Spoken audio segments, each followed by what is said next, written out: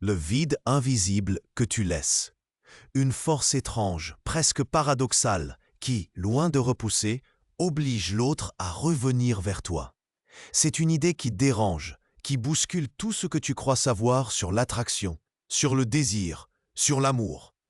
Pendant des années, on t'a peut-être dit de courir après ce que tu voulais, de te battre, de t'accrocher coûte que coûte. Mais si la vérité était inverse, si au fond, plus tu t'obstines à le poursuivre, plus il s'éloigne. Et plus tu t'accroches, plus il te glisse entre les doigts, comme un rêve matinal qui s'évanouit au réveil.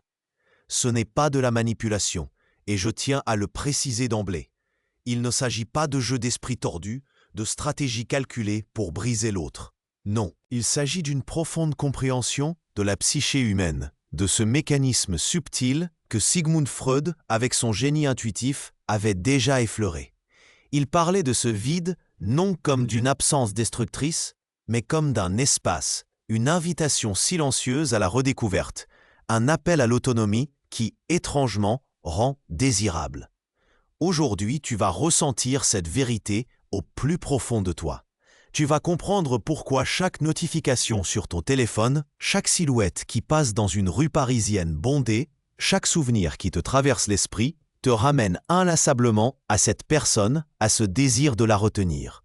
Et tu vas aussi comprendre comment transformer cette quête épuisante en une danse d'attraction naturelle ou authentique. Tu vas découvrir comment te choisir toi-même, encore et par ce simple acte, devenir irrésistible. Si cette promesse résonne en toi, si tu sens que c'est une vérité que tu as toujours cherchée sans jamais la nommer, alors je t'invite à faire un geste simple. Abonne-toi à la pensée de Freud.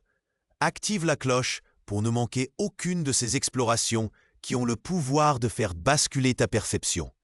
Et bien sûr, un simple like sur cette vidéo est une marque de reconnaissance qui nous pousse à continuer à te livrer ces clés.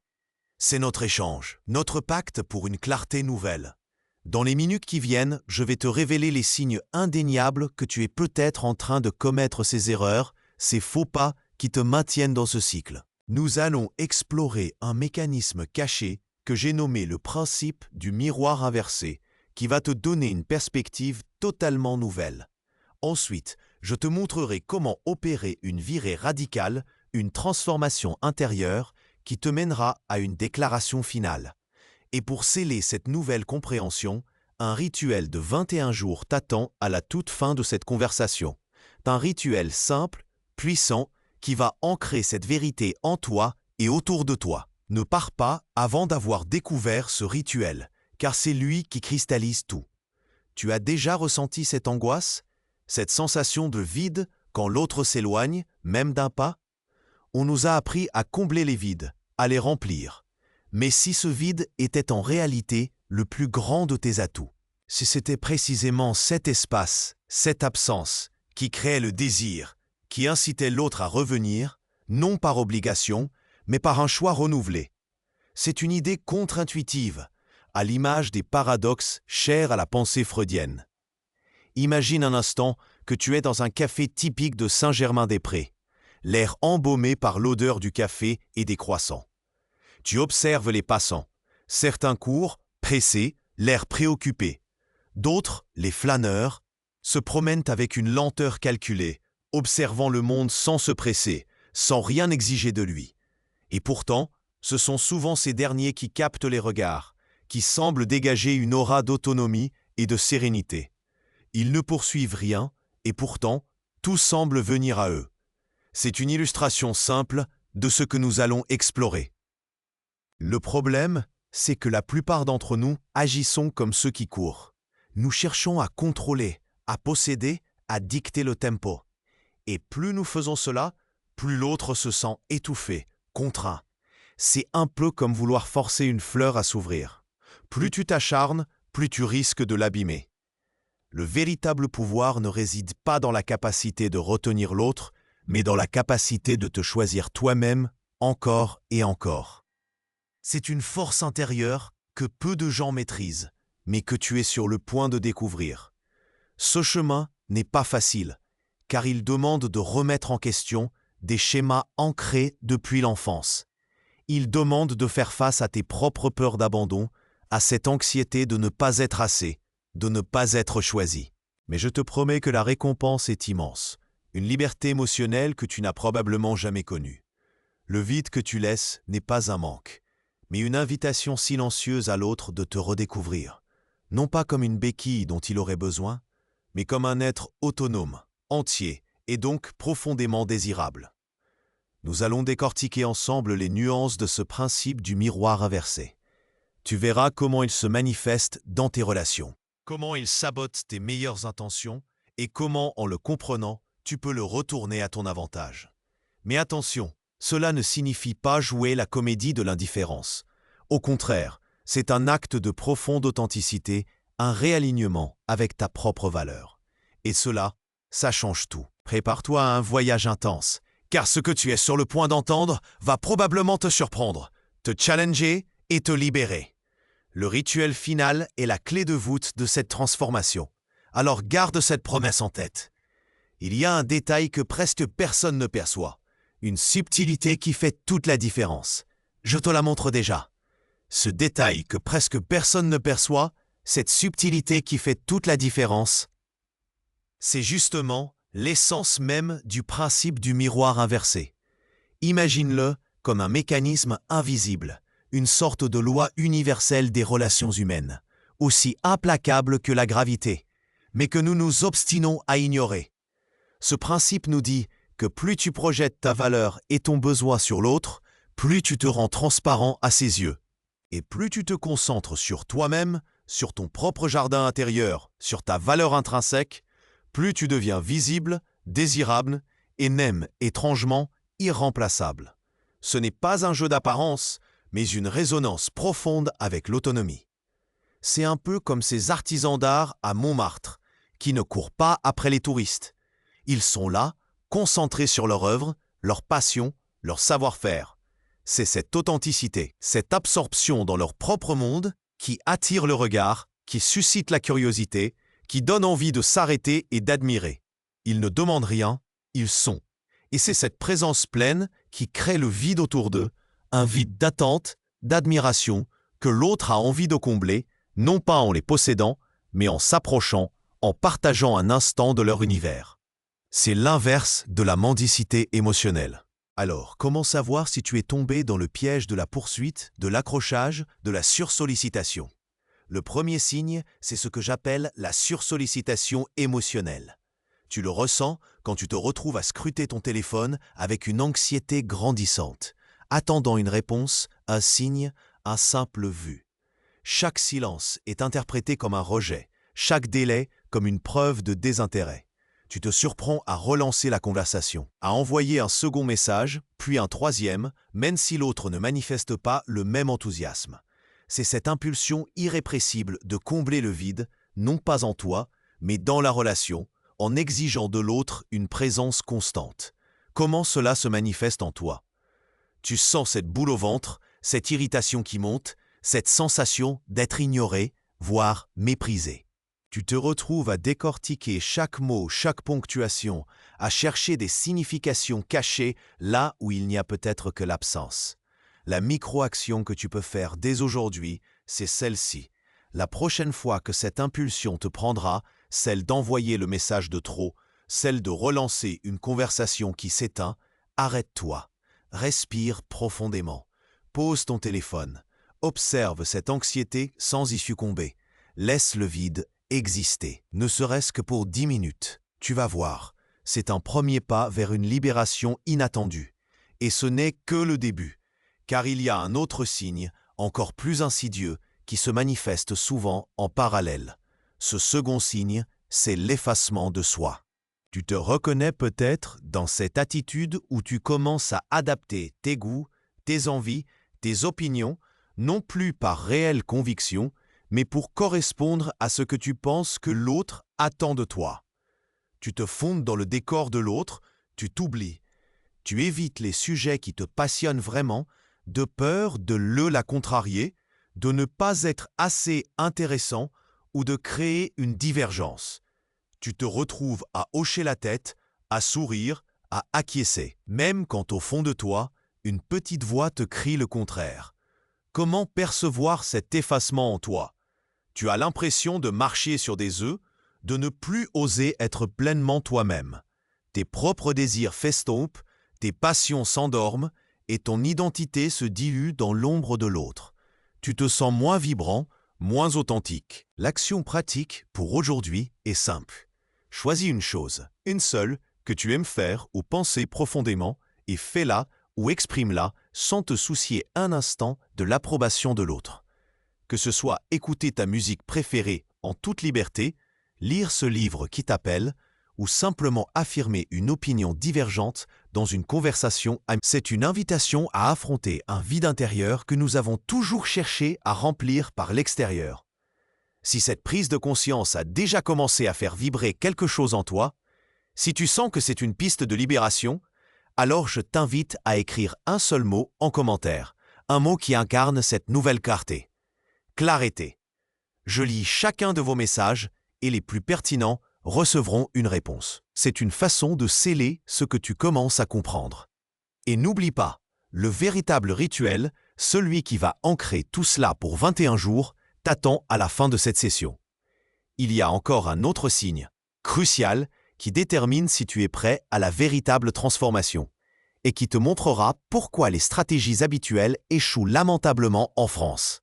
Ce signe, le troisième, est peut-être le plus difficile à admettre, car il touche à l'essence même de notre dépendance émotionnelle. Je l'appelle la délégation du bonheur. C'est le moment où tu places la responsabilité de ton bien-être, de ta joie, de ton équilibre entre les mains de l'autre. Tu conditionnes ta propre paix intérieure à la présence, à l'attention, à l'amour de cette personne. Si elle est là, tu es bien. Si elle s'éloigne, tu t'effondres. C'est une prison dorée que tu construis toi-même, brique par brique, avec les attentes que tu projettes sur l'autre. Comment cela se manifeste en toi? Tu te sens incomplet sans l'autre. Chaque moment de solitude est teinté d'une mélancolie, d'un manque lancinant. Tes projets personnels perdent de leur saveur si l'autre n'y participe pas ou ne les valide pas. Tu cherches son approbation, son regard pour te sentir exister. C'est cette quête perpétuelle d'une validation externe qui te vide de ton propre pouvoir. Tu deviens une ombre, attendant que le soleil de l'autre t'éclaire.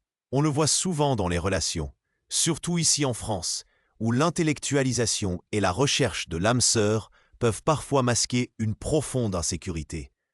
On se cherche à travers l'autre, on se définit par le couple, oubliant que l'individu est la première pierre angulaire. La micro-action pour aujourd'hui, face à cette délégation du bonheur, est de reconquérir un petit morceau de ton territoire intérieur. Fais quelque chose, juste pour toi, qui te remplit de joie et de sens, sans aucune attente de partage ou de validation de l'autre. Que ce soit te plonger dans un livre à la terrasse d'un café, te promener seul, dans les jardins du Luxembourg en écoutant ta musique, ou te lancer dans un projet créatif qui ne regarde que toi. L'important est de ressentir cette joie purement personnelle, de te prouver que ton bonheur ne dépend pas d'une présence extérieure. C'est un acte de souveraineté émotionnelle, un premier pas vers la reconquête de ton propre pouvoir. Ces trois signes, la sursollicitation émotionnelle, l'effacement de soi et la délégation du bonheur, sont les symptômes d'une même erreur fondamentale.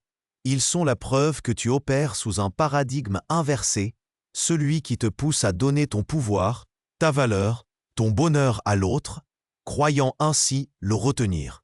Mais c'est précisément ce qui le fait fuir. C'est une danse macabre, où plus tu te rapproches pour le serrer, plus il sent le besoin de se libérer. C'est là que le principe du miroir inversé entre en jeu pour bouleverser tes certitudes. La stratégie commune, celle que l'on voit partout, des magazines aux conseils d'amis, te dit de te battre, de prouver ta valeur, de montrer à quel point tu es indispensable. En France, on nous enseigne parfois une forme de jeu de séduction où l'on doit conquérir. Mais cette conquête est souvent mal interprétée. Elle devient une chasse effrénée, une tentative de posséder plutôt que d'attirer. On oublie la finesse, l'art de laisser désirer, l'élégance de la distance. Pourquoi cette approche échoue-t-elle si lamentablement, surtout dans une culture comme la nôtre où l'autonomie et l'individualité sont valorisées. Parce qu'elle sait comprendre que le vide que tu laisses n'est pas un manque à combler par l'autre, mais un espace que tu as créé en te remplissant toi-même. C'est l'essence même de ce que Freud évoquait. Non pas une absence, mais une présence à soi si forte qu'elle devient un pôle d'attraction, un mystère à explorer.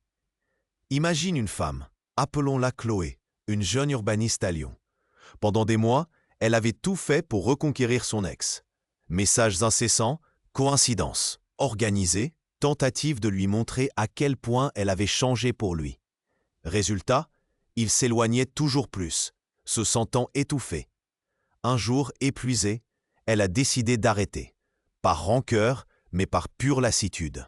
Elle a replongé dans sa passion pour la photographie argentique, a commencé des cours de poterie dans un atelier du Vieux-Lyon et a renoué avec d'anciennes amies. Elle a arrêté de regarder son téléphone toutes les 5 minutes. Elle a cessé de se définir par lui. Elle a cultivé son propre jardin, sans attente.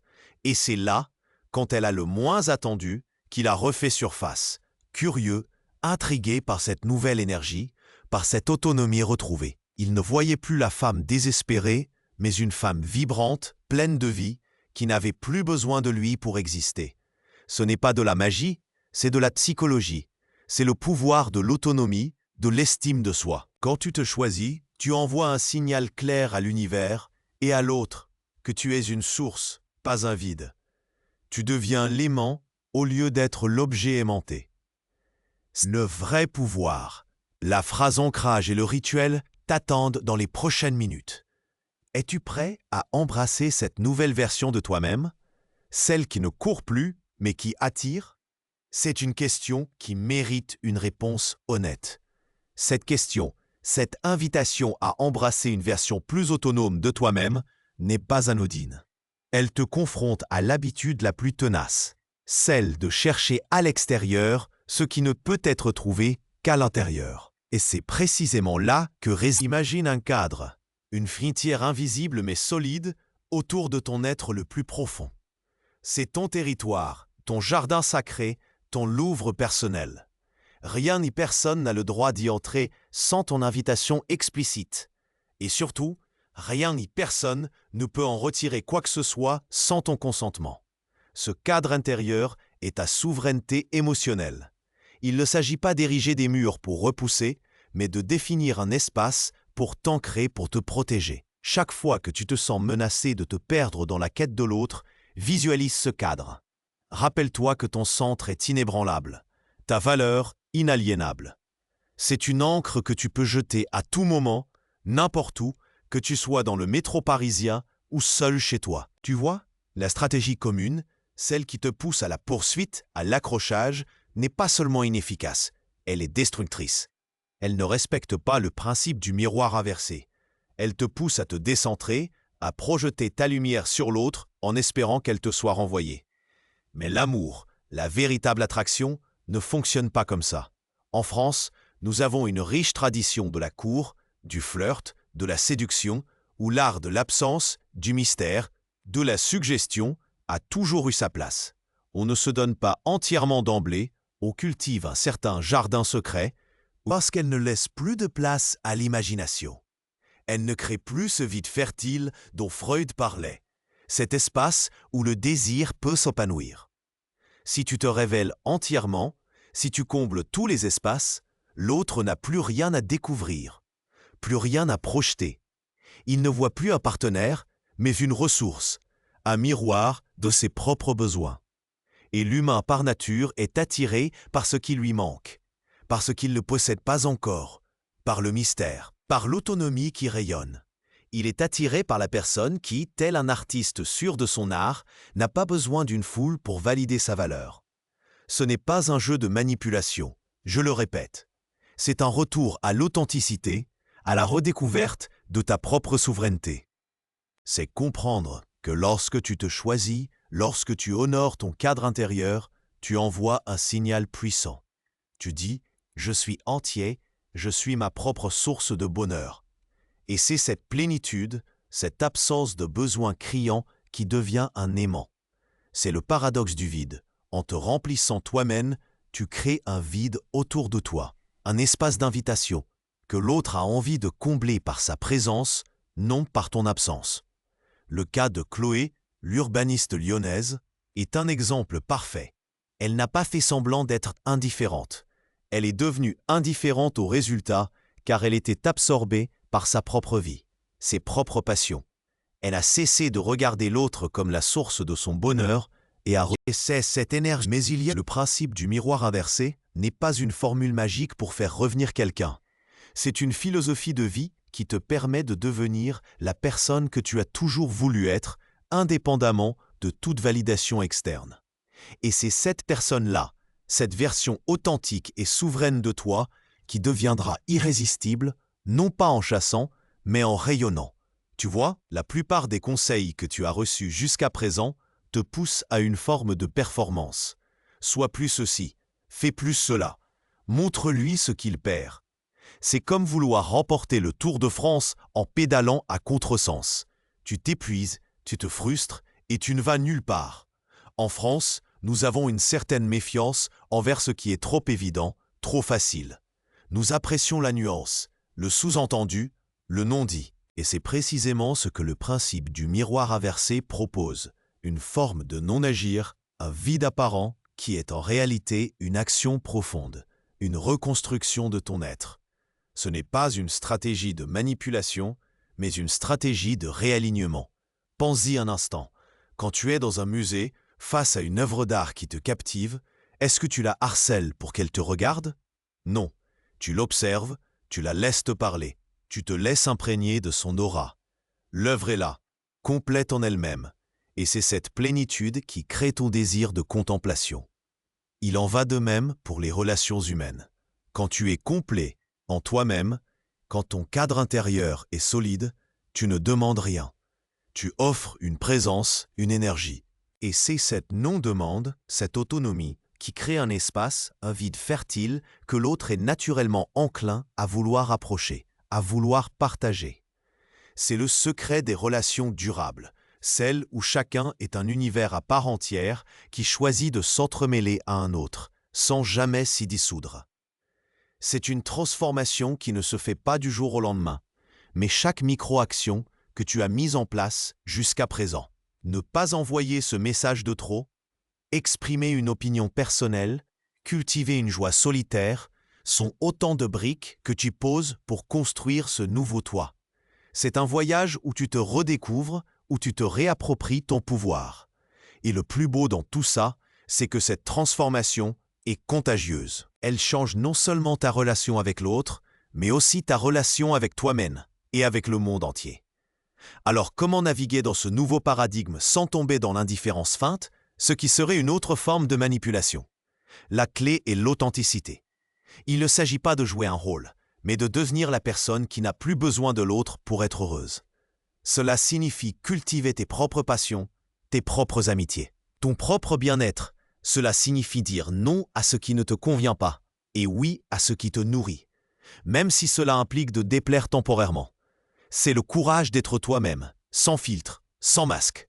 C'est l'essence de la liberté individuelle tant chérie par les Lumières françaises. Imagine que tu es un phare sur la côte bretonne.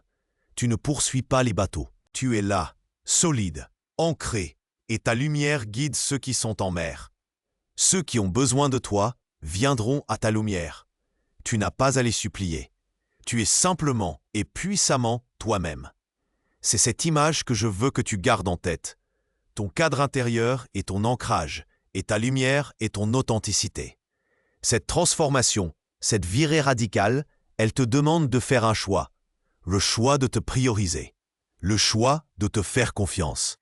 Le choix de croire en ta propre valeur, même quand personne d'autre ne semble la voir. C'est un acte de foi en toi-même. Et c'est cet acte qui va créer ce vide magnétique, ce champ d'attraction invisible dont nous parlons depuis le début. Car l'autre, quel qu'il soit, est attiré par ce qui est entier, par ce qui est autonome, par ce qui est libre. Il est attiré par la personne qui n'a pas peur de se tenir seule, qui n'a pas peur du silence, qui n'a pas peur de son propre vide. Tu as déjà commencé à percevoir les premiers fruits de cette approche avec le cadre intérieur.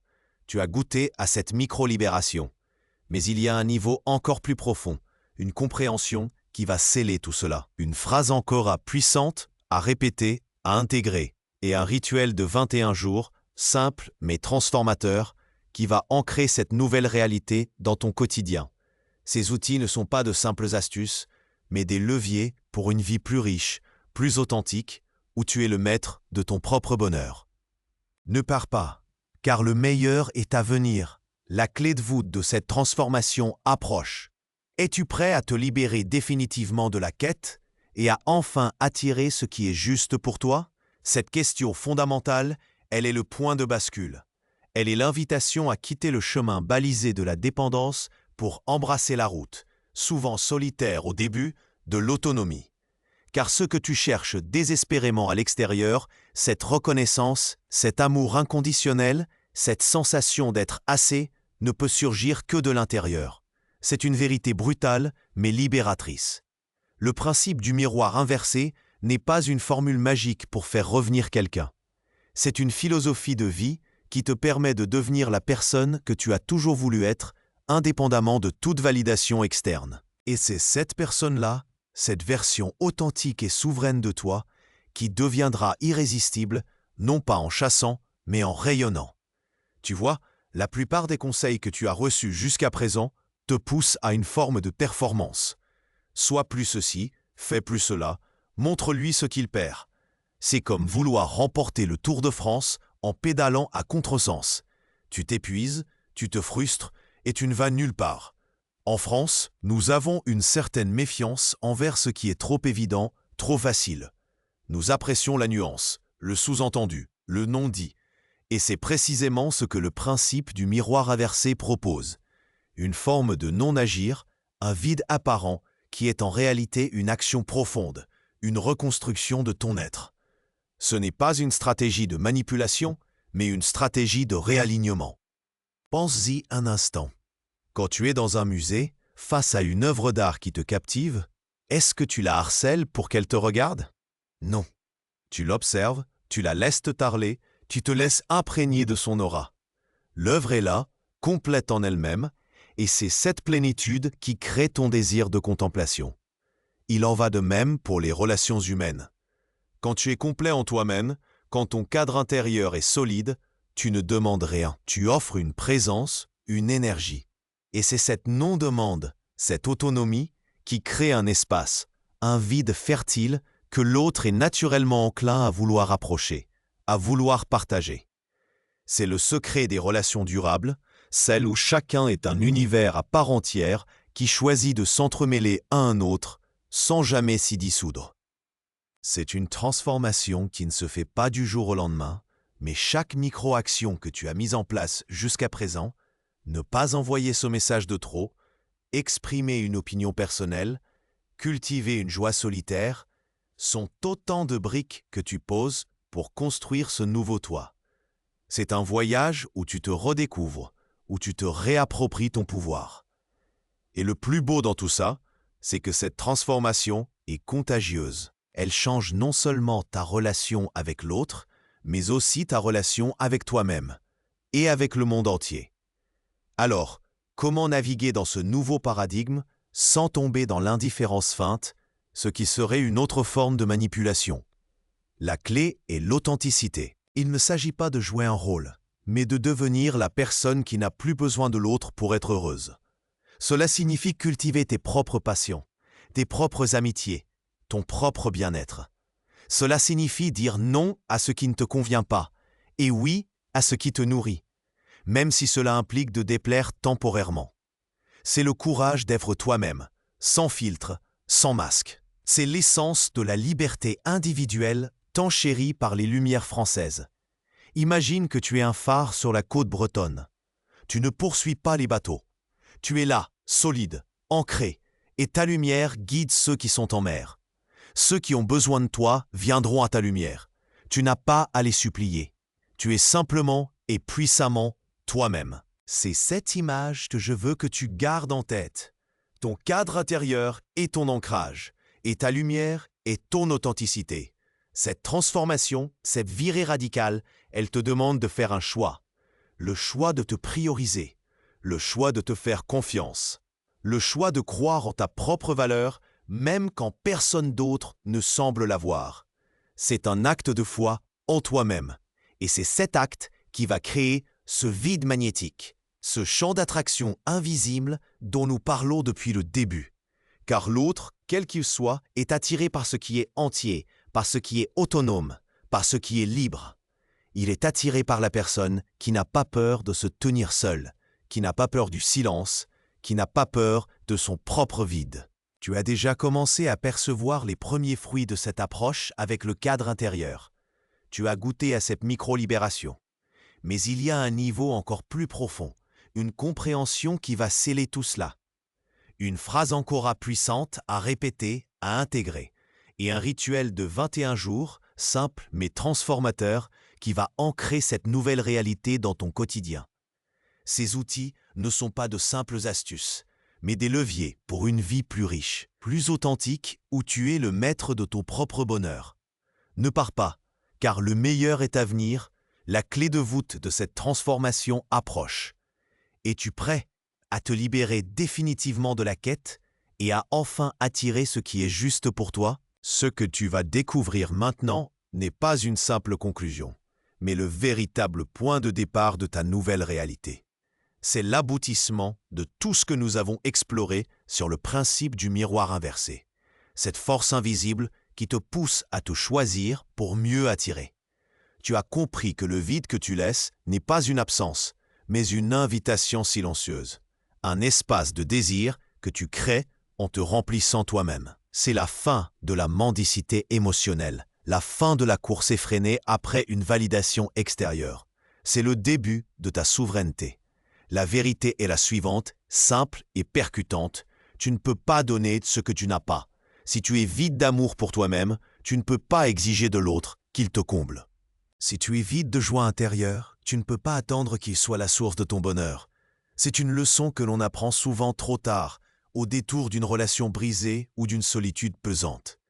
Mais aujourd'hui, cette leçon devient ta force. Elle devient ton pouvoir. La phrase ancora que je te propose est un concentré de cette vérité.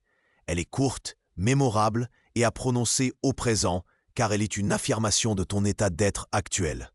Elle est la boussole qui te guidera chaque fois que le doute, l'anxiété ou l'impulsion de poursuivre reviendront. La voici. Mon vide est une invitation, pas un manque. Je suis ma propre source. Répète-la. Laisse-la s'infuser en toi. Mon vide est une invitation, pas un manque. Je suis ma propre source. Elle encapsule le paradoxe initial, elle valide ton cadre intérieur et elle ancre ta décision de te choisir. C'est le mantra de ta nouvelle liberté. Et pour que cette phrase ne reste pas un simple concept, mais devienne une réalité palpable, je t'offre un rituel de 21 jours, simple et puissant, que j'appelle le rituel du jardin intérieur. Il te permettra d'ancrer profondément le principe du miroir inversé dans ta vie. Chaque jour, pendant 21 jours, tu vas accomplir ces 5 étapes qui ne te prendront que quelques minutes. Premièrement, chaque matin, avant de consulter ton téléphone, prends 2 minutes pour visualiser ton cadre intérieur. Sens sa solidité, son inviolabilité. Deuxièmement, au cours de la journée, identifie une micro-action où tu as tendance à te sursolliciter. Un message de trop, une vérification obsessionnelle et choisis consciemment de ne pas la faire. Laisse le vide exister. Troisièmement, chaque jour, fais une chose qui te passionne, juste pour toi, sans aucune attente de validation ou de partage. Que ce soit lire un poème de Baudelaire, te perdre dans une galerie d'art ou simplement savourer un café en silence. Quatrièmement, une fois par jour, répète à voix haute ta phrase ancora. Mon vide est une invitation, pas un manque. Je suis ma propre source. Laisse les mots résonner en toi. Et cinquièmement, chaque soir, avant de dormir, prends un instant pour te remercier d'avoir honoré ton propre territoire, d'avoir choisi ta propre valeur. Célèbre cette petite victoire. Ce rituel, c'est ton engagement envers toi-même. C'est un acte d'amour-propre qui va transformer ta perception et par ricochet la façon dont les autres te perçoivent. Ce n'est pas une solution miracle, mais un cheminement, une discipline douce qui te ramène à ton centre. Si cette vérité a résonné en toi, si tu sens que c'est le moment de te choisir, de te libérer, alors je t'invite à faire une déclaration publique, un engagement fort. Copie et colle exactement cette phrase dans les commentaires ci-dessous. Je cultive mon jardin intérieur. C'est une affirmation, un sceau, une promesse que tu te fais à toi-même et à l'univers. Je lis chacun de vos messages et c'est un honneur d'être témoin de votre cheminement. Si ce contenu a déjà fait vibrer une corde en toi, si une clé a tourné, alors je t'invite à t'abonner à la pensée de Freud, à activer la cloche pour ne manquer aucune de nos prochaines explorations qui ont le pouvoir de changer ta vie. Un simple like sur cette vidéo est aussi une marque de reconnaissance qui nous aide énormément. Et si tu connais une personne qui, comme toi, se débat avec ces questions, n'hésite pas à partager cette vidéo avec elle. C'est un acte de générosité qui peut faire toute la différence.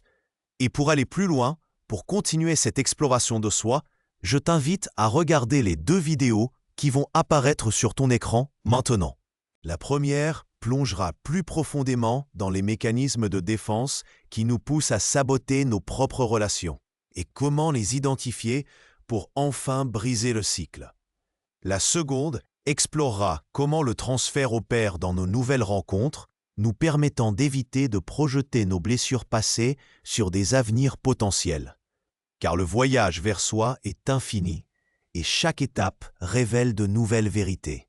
Mais es-tu prêt à affronter le véritable pouvoir de tes propres vides et à découvrir ce qui se passe quand l'autre ne revient pas?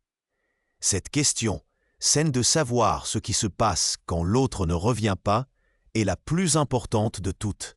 Elle te confronte à la vérité ultime du principe du miroir inversé.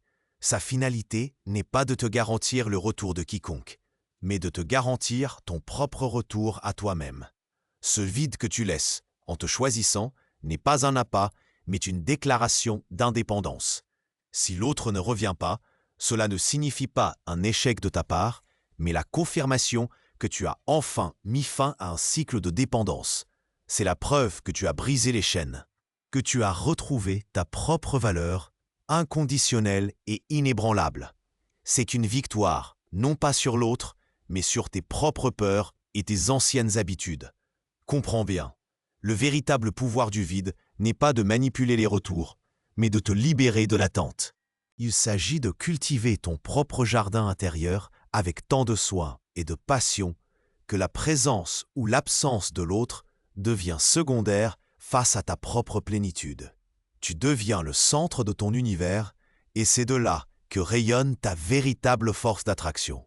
C'est cette autonomie qui te rend désirable, non pas par manque, mais par l'abondance que tu incarnes. Si tu as ressenti cette transformation en toi, si cette vérité a résonné au plus profond de ton être, alors je t'invite à sceller cet engagement. Copie et colle exactement cette phrase dans les commentaires. Je cultive mon jardin intérieur. C'est ta promesse, ton affirmation, ton premier pas concret vers une liberté durable. Un simple like sur cette vidéo est aussi une manière de montrer que ce message t'a touché et de soutenir la pensée de Freud. T'abonne-toi, active la cloche pour recevoir nos prochaines vidéos qui continueront à éclairer ce chemin et partage ce message avec une personne qui a besoin d'entendre cette vérité. Pour aller plus loin dans cette exploration fascinante de l'esprit humain, 2 vidéos t'attendent juste après celle-ci. L'une te révélera les mécanismes de défense subtils qui nous poussent à saboter nos relations, te donnant les clés pour les désamorcer. L'autre t'aidera à comprendre le transfert dans tes nouvelles rencontres pour ne plus projeter tes blessures passées sur des avenirs potentiels. Elles apparaissent sur ton écran maintenant, car le voyage vers soi est un fleuve sans fin et chaque méandre nous révèle une nouvelle part de nous-mêmes. Es-tu prêt à découvrir ce que ton propre vide a encore à t'apprendre, bien au-delà des retours espérés?